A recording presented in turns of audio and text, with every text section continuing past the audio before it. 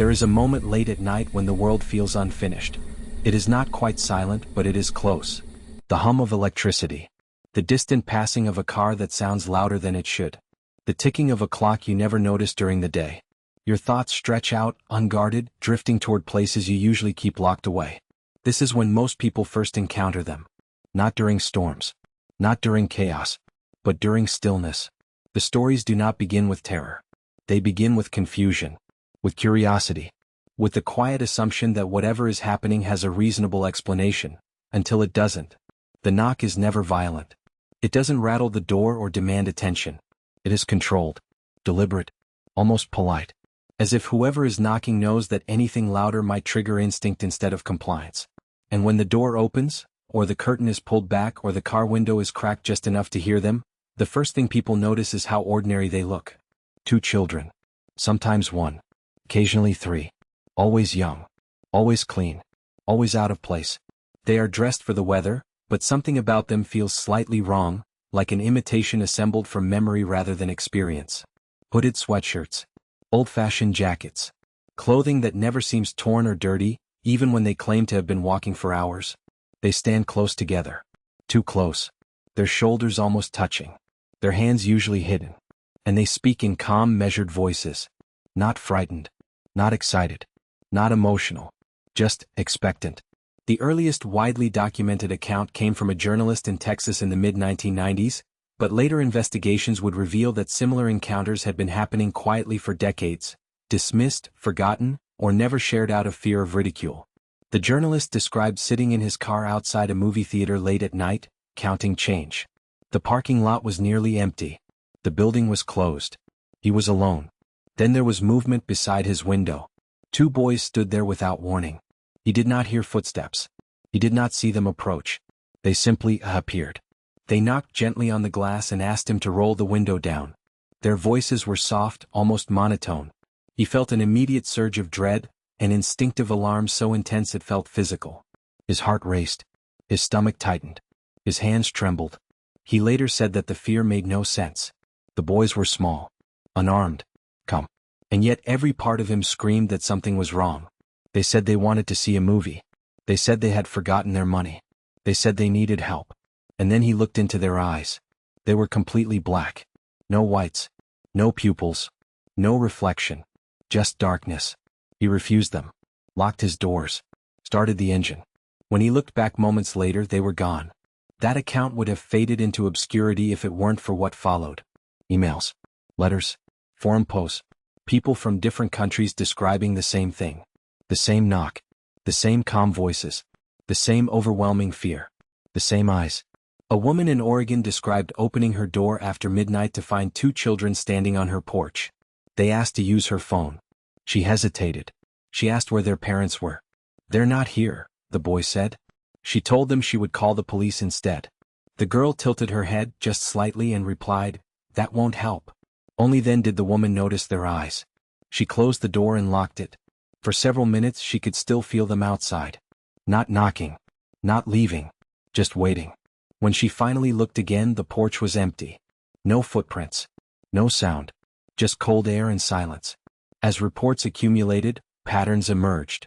The encounters almost always happened at night. Often between midnight and 3 a.m. The children never appeared in crowds. Only when the witness was alone or nearly alone. They never forced entry. They always asked. And they always needed permission. Researchers began comparing the phenomenon to older folklore. Vampires who must be invited across thresholds. Fair folk bound by rules of consent. Spirits unable to cross into protected spaces without acknowledgement. Across cultures and centuries, one rule remained consistent. Boundaries matter. And consent opens doors. The black-eyed children seem to understand this deeply. They do not rush. They do not threaten. They do not beg. They wait for hesitation to soften resolve. Those who resist often report lingering effects anyway. Nightmares of knocking that never ends. The sensation of being watched from dark corners. Electronics malfunctioning at night. Animals reacting strangely, refusing to approach doors or windows after sunset. Some witnesses reported seeing the children again, weeks or months later, standing farther away. Across the street. At the edge of the yard. Watching. Never closer. Never gone. One of the most disturbing accounts came from a man in England who encountered the children while driving home late at night. They appeared at a traffic light, tapping on his window. He refused to roll it down. They smiled. When the light turned green, he drove away. In his rearview mirror, he saw them standing exactly where he left them, still smiling, until the road curved and they vanished from view.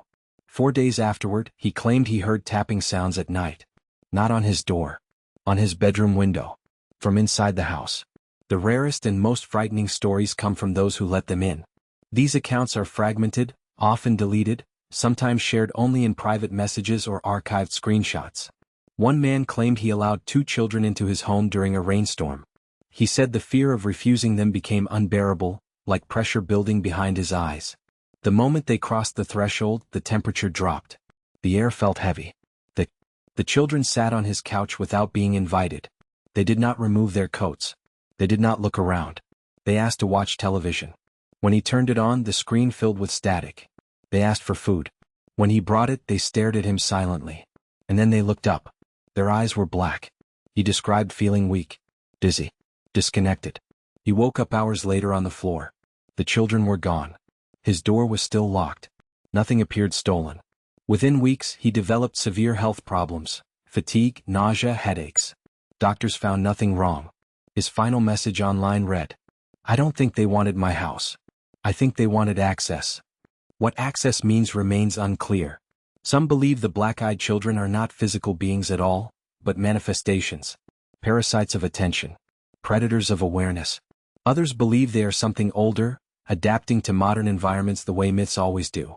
Instead of forests and crossroads, they appear at doors and parking lots. Instead of cloaks, they wear hoodies. Instead of curses, they ask politely. Another chilling pattern emerged. Many encounters occurred after witnesses thought about children shortly before the knock. Parents thinking about their kids. Adults remembering childhood. People watching shows or reading stories involving children. As if the phenomenon responds to mental focus. One woman in Canada wrote that she heard knocking on her bedroom window despite living alone in an isolated house. When she looked out, she saw 2 children standing in the snow. No footprints. No breath in the cold air. She wrote, "They knew I was awake before I looked. They asked to be let in." She did not respond. Eventually, they turned and walked into the darkness, leaving no tracks behind. Her last sentence read, "I don't think they were children. I think that's just the shape they wear." The post was deleted hours later. No explanation was given. No follow-up was ever posted. Attempts to record the black-eyed children have always failed. Photographs blur. Videos corrupt. Audio distorts. Some believe this is intentional. That whatever they are, they do not permit evidence. Only experience. Only memory. Only fear. Which spreads the story. In recent years, public reports have decreased. Not because encounters have stopped, but because belief itself has changed. People are quicker to doubt themselves. Quicker to rationalize. And perhaps, more careful. But every so often, a new account appears. Shared late at night. Written hesitantly. Deleted quickly. And always ending with the same sentiment. I don't know what they wanted. They didn't feel human. They were patient. They knew I would eventually answer. If the black-eyed children are real, they're still out there. Waiting. Watching houses where lights are still on late at night. Listening for movement. Timing their knocks. And if they ever appear at your door, remember this. They don't break in. They don't chase. They don't threaten. They only ask. And once you let them in, something else comes with them. Something that does not ask. And does not leave. If this gave you chills, like and subscribe for more stories that watch from the shadows. Comment below. If 2 children knocked at your door tonight, would you let them in? Stay curious, and stay cautious.